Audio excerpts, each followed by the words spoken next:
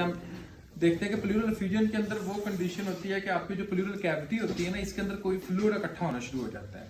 तो इसको हम कहते हैं प्लूरल एफ्यूजन। और प्लूरल एफ्यूजन के अंदर मेन जो चीजें होती हैं कि जब भी आपकी कैविटी के अंदर फ्लूइड इकट्ठा होगा तो सांस लेने का मसला होगा,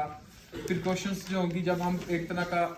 परकस करते होते हैं लंग्स के ऊपर, वो आपको डल सी फील होती है,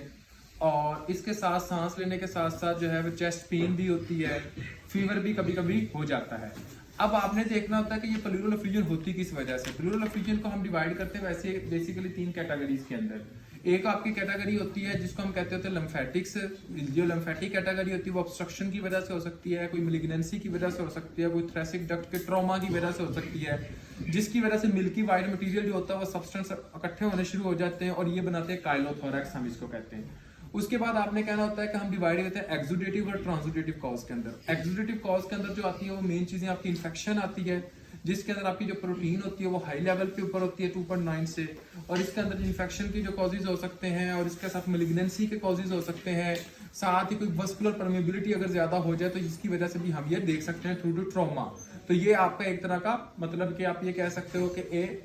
आपका एक्सुडेटिव कॉज के अंदर आता है। ट्रांसुडेटिव के अंदर आपका ये आता है थर्ड, जिसके अंदर प्रोटीन आपकी कम होती है या फिर हाइड्रोस्टेटिक प्रेशर बहुत बढ़ जाता है। जैसे कि हार्ट फेलियर का पेशेंट आ जाए, उसके अंदर हाइड्रोस्टेटिक प्रेशर बढ़ा हुआ है तो उसको हम कहते हैं ट्रांसुडेटिव कॉज। या फिर एक तरह का जिसके अंदर आपकी प्रोटीन कम हो और ऑनकोटिक प्रेशर कम हो, जैसा कि for example protein urea, nephrotic syndrome या लिवर सिरोसिस के जो पेशेंट होते हैं उनके अंदर आपका देखते हैं ट्रांसुडेटिव, और इसके अंदर भी आपकी प्लूरल एफ्यूजन